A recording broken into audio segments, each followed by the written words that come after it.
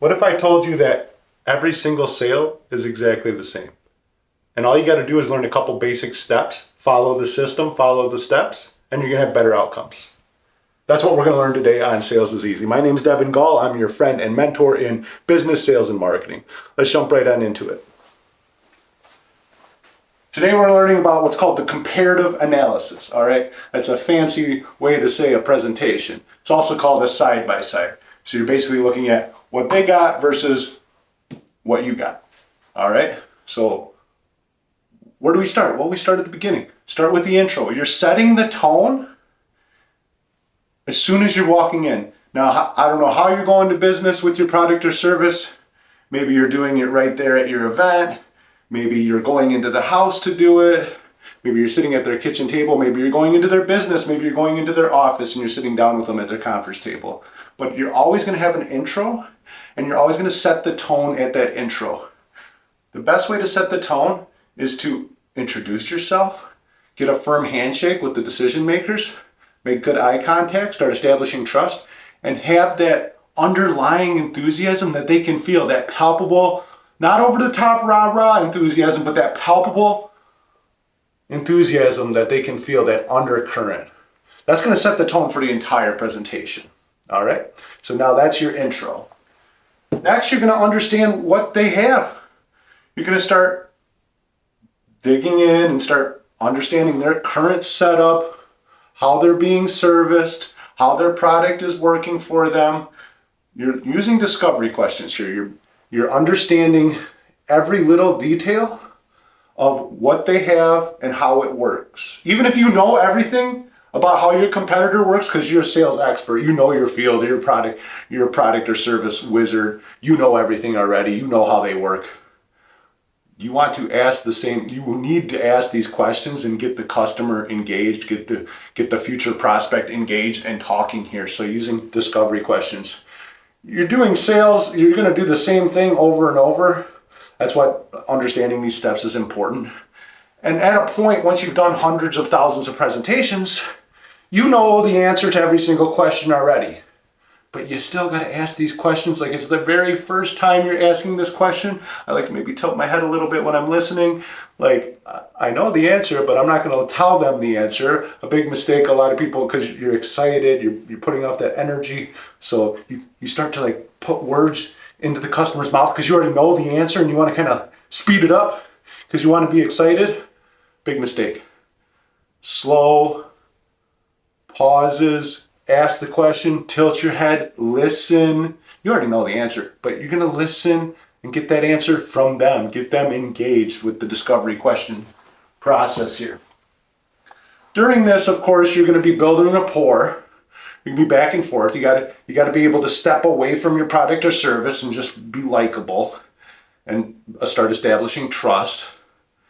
But you're also, while you're identifying their current setup, you want to start identifying their pain and their hot spots. So it's kind of like a multi-prong discovery phase here, where you're understanding their setup, you're understanding, you're building a relationship, and you're also identifying how does their product fall short, or what do they really like about their current product. It's okay to go into that too. All right, so if you understand what they really like about it, then that's ammo you can use later. Big mistake a lot of people make right here, a lot of beginners make, is they get this ammo, these pain points, these hot spots, things that the customer loves, things the customer dislikes, and then they just start trying to sell right here.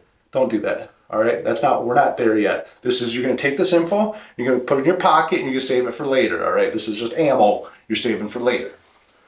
Next, we're going to go to what's called the competitor pricing breakdown. So we just understood the competitor setup breakdown. Now we're going to do the competitor pricing breakdown. The pricing breakdown here, this is important. You want to really break down where the money's going. They got to write a check for their current product or service, right? They got to write that check. But they usually just write, the lump sum. They get the invoice. A lot of people, they've been using the same product or service for a long time. So they don't even look at the invoice anymore. New charges could have came up, new miscellaneous charges could have came up. You want to get a hold of that invoice, you want to get a hold of that bill and really break that bill down and show them where every little penny and dollar is going and why they're writing that check for that number they're writing down, or they're just, a lot of them are on direct deposit, so they don't even realize when there's price increases. Because they just need that product or service, so there's a price increase and it just goes, right? So identify each individual charge and break the bill down for them. This is where it's important to have like a visual, for one, to help you. It's maybe like a whiteboard or even a pen and paper visual. You know, you can still use like digital things like PowerPoint and stuff like that, but I've always found that motion creates emotion, just like from that movie. If you know what I'm talking about, make sure to write in the comments what I'm talking about, what movie that's from.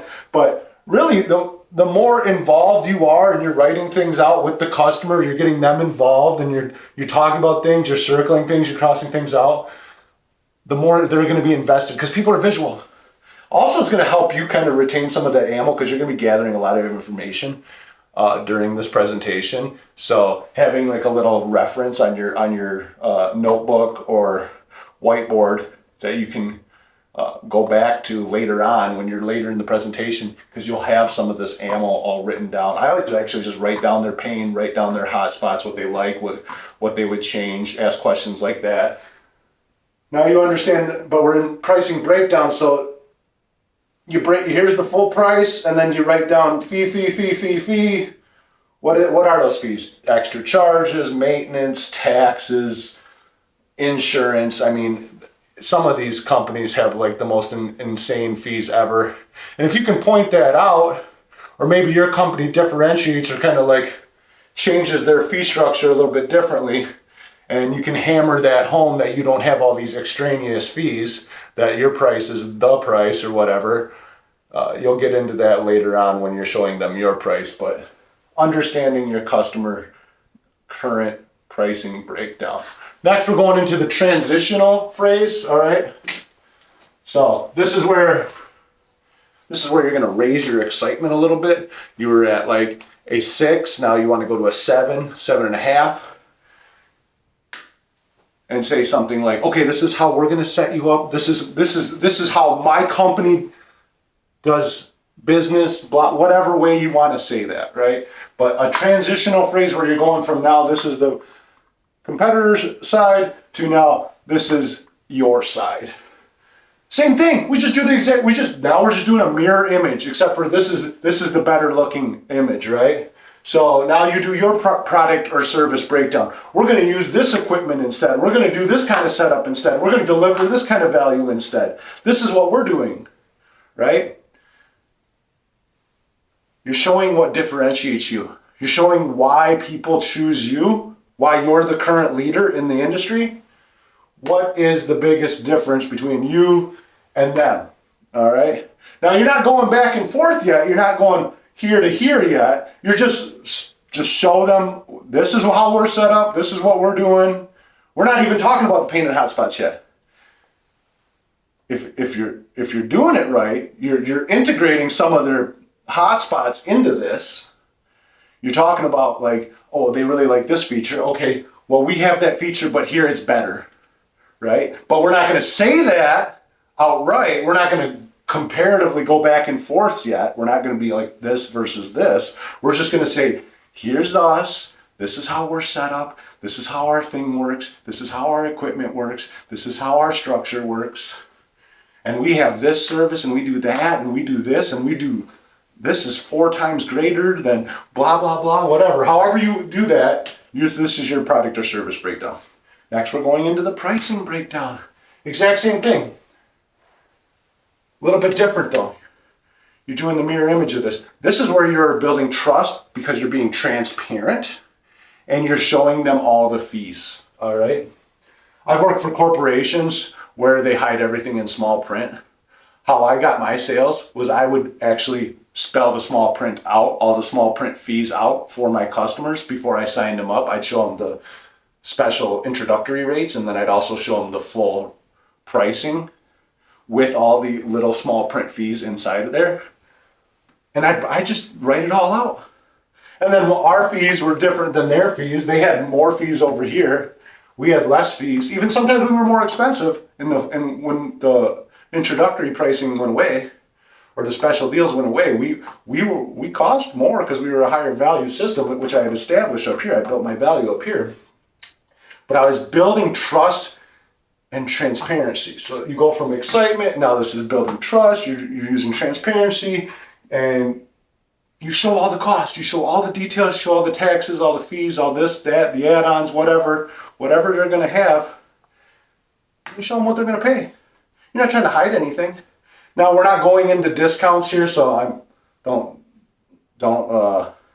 start doing the discounts yet. You're just going to break down the full price at this point. I like to call it show the full retail cost, right? Then we're going into, so you got, hey, this is what our value, this is all of our cost. No, there's nothing, I'm not hiding anything here. And then you're going to close on that full price with all the fees included. You're going to reestablish and recap the value while you're closing. So you're going to go back and talk about how, hey, you know how you said you'd really like this setup, what you got over here? Well, you can see how we're doing this a little bit better. This is where we're kind of going the back and forth. Now we're actually comparing apples to apples, right? Or apples to oranges, however you want to look at it, right? So you sell on the value, not the price. You recap the value, you recap the pain. A lot of the pain's coming from the extra fees, a lot of pain's coming from missing features, missing benefits. Well, that's where your hotspots, your value, you have those features, you have those benefits, right? So you recap and you sell and you close 1 or 2 times on full price, or 3 times sometimes, just recapping the value, recapping the hotspots, recapping what's important to the prospect. Then we're going into, now we can start doing incentives, all right? Because we've established that we're better, we're the bomb.com, or however you want to put it, right? Do kids still say that nowadays? I don't know. But you're showing them why you cost what you cost, and you got to circle back, right? Because people only hear about 20% of what you say, so sometimes you got to say things 3 to 5 times before it starts sticking.